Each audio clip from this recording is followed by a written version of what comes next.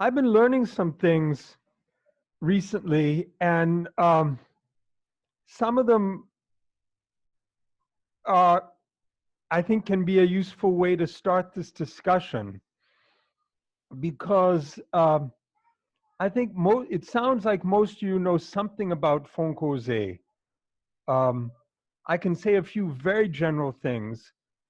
Fonkoze was established in 1994 with the idea that it would support grassroots organizations with financial services that would give them a kind of resilience that they had discovered to their chagrin in 1990 that they didn't have.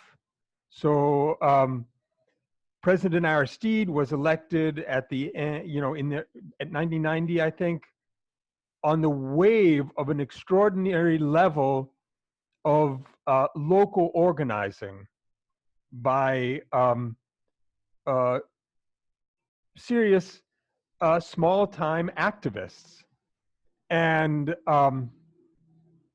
but they didn't have the strength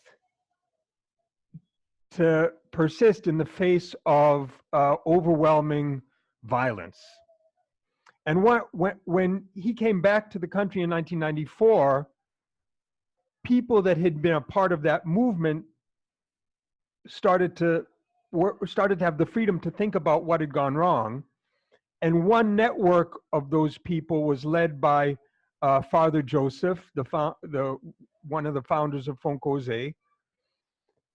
And they felt that one thing that needed to change is that these organizations needed a way to be able to participate in the development of Haiti. And in order to participate in the development of Haiti, they needed access to means.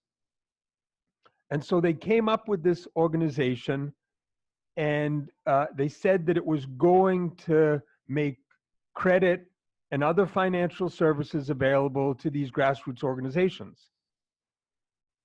And it's interesting, but it's not really what it turned out to do. What it turned out to do is there was one line in the description of the groups it would serve where they said that one group would be organizations of Timashan, or the small traders, almost all women, who dominate in the rural markets. And but the idea was that they would already be organized, and you would find the organized ones and serve them. Turned out that that really wasn't the case, that they really needed to be organized. And so what Fonkoze ended up doing very predominantly is helping groups of women organize themselves to receive financial services, supported by educational services and other complementary programs. So that turned out to look a lot like what was developing in other places in the world as microfinance. And eventually, the people who were leading Fonkoze, who had been doing it all just with their own intelligence, started to meet big international actors in microfinance, most importantly, the folks from the Grameen Bank, and they got advice from them, and that helped them organize the way they were giving out credit. But and it grew. But then in 2001, they did something very interesting. They did a client satisfaction survey, and they found out some very surprising things. One of the things they discovered was that many of the women, when you talk to them in focus groups, would speak of how glad they were that Fonkoze had put up certain barriers to gaining credit.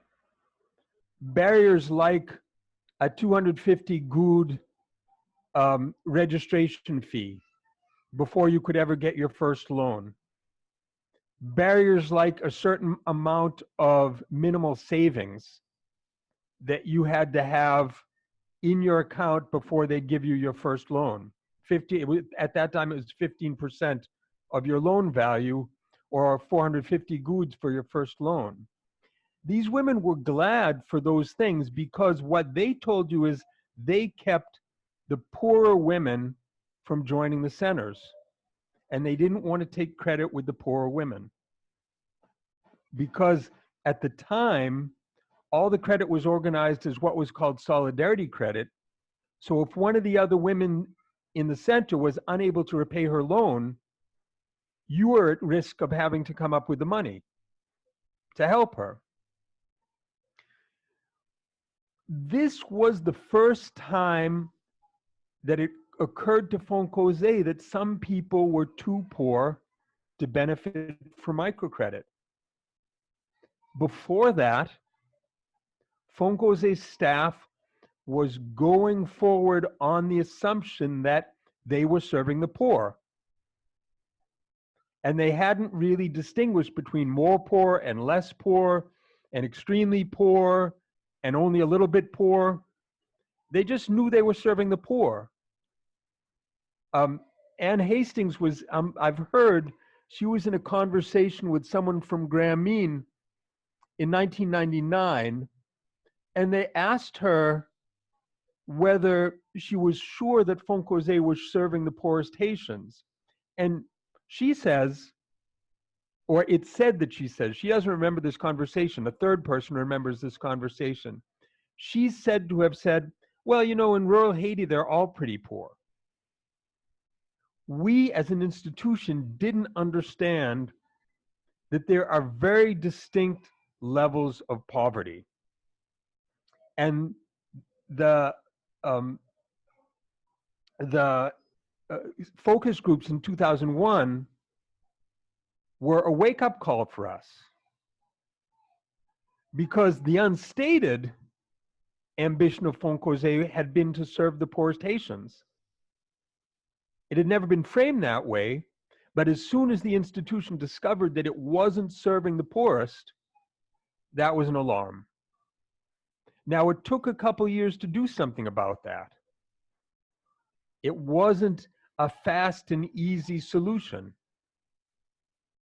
but it changed the perspective of Fonkoze, and it's in 2003 where you'll see for the first time Fonkoze expressing as one of its ambitions to serve the poorest Haitians. That's 9 years into its existence. It's the first time that's publicly mentioned. So when it finally became clear that we had to do something other than our standard credit programs, we proceeded in two different ways. One was something called T-Credit, or Little Credit, which is just sort of a 6-month program for women who were on the threshold for readiness for credit, and they got additional training, additional support. Some of the barriers were removed or postponed so that they could get working right away, and that was effective for a certain percentage of women. But what became clear is that something dramatically different was necessary for the poorest Haitians. Something that would not be based on credit, because the women in the poorest group of Haitians could never be counted to pay off a loan in the situations where they were living. It's not because they're bad people or they don't think repayment is an important thing, or they have a different view of what one's responsibilities are, but simply because the day of a reimbursement, they would have a certain amount of money in their hand and they would have a certain number of hungry children in their household. And if you're an institution like Fonkoze, on that day, you don't even want them to think of repaying you. You want them to feed their kids, right? So, but a credit program can't operate that way. So it became clear that we needed to do something else. And we were lucky that we didn't have to invent it. Ann Hastings found it on a trip that she took to Bangladesh. Had been developed, a program that had been developed by an organization called BRAC. Some of you have probably heard of BRAC. It might be the largest independent development organization in the world. There's well over 100,000 employees, mostly in Asia and Africa, I think. But it's really big, and they had developed this thing they called Challenging the Frontiers of Poverty Reduction, Targeting the Ultra Poor. CF, they actually did call it CFPRTUP. I think the Haitians I work with are better at naming than the Bangladeshis were. So we adopted it in 2007.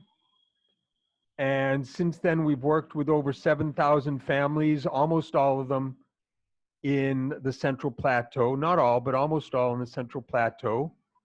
And it's very successful. It's based on my take on an old adage that you hear thrown around all the time. People say that you give someone a fish and they'll eat for a day. You teach them to fish and they'll eat for the rest of their lives, something like that.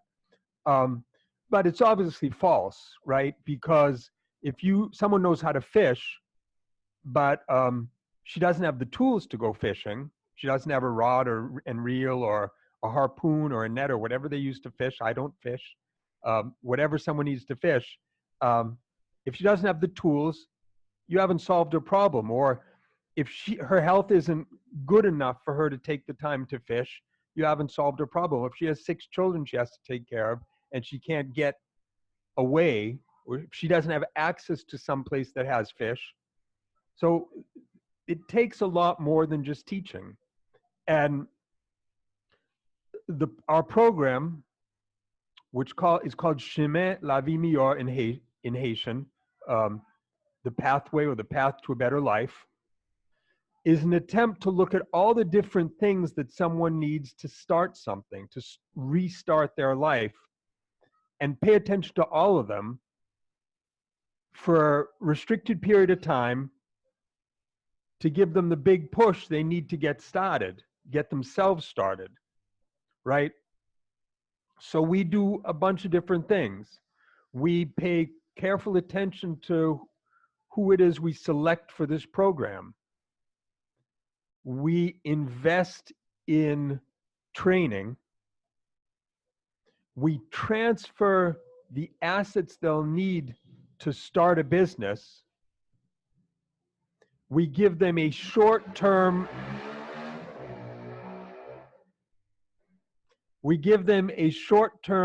weekly cash stipend, so just for the first 24 weeks in the program. We link them to free health care through a partnership with Partners in Health, generally through a partnership with Partners in Health.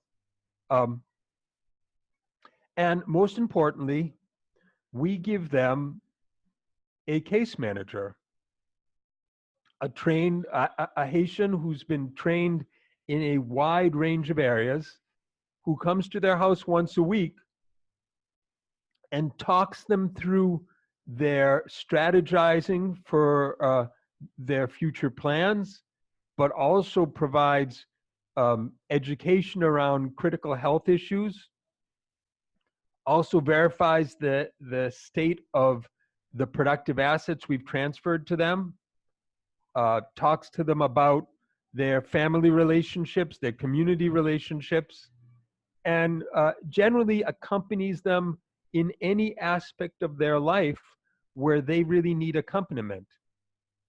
We work with these families for 18 months, and in 18 months, they generally make a tremendous amount of progress. We've had a 96% graduation rate sustained over the course of 11 years. Graduation means when families graduate, they're still really poor, but they're eating hot meals every day. They have at least 2 forms of income. They have a proven ability to increase the value of their productive assets. They have a plan for the future and the confidence to know that they can succeed. There are other aspects of graduation that are important, but those are the core things. I think it's remarkable work, and it's been a privilege for me to be part of it. And I hope to continue to be part of it for a little while still.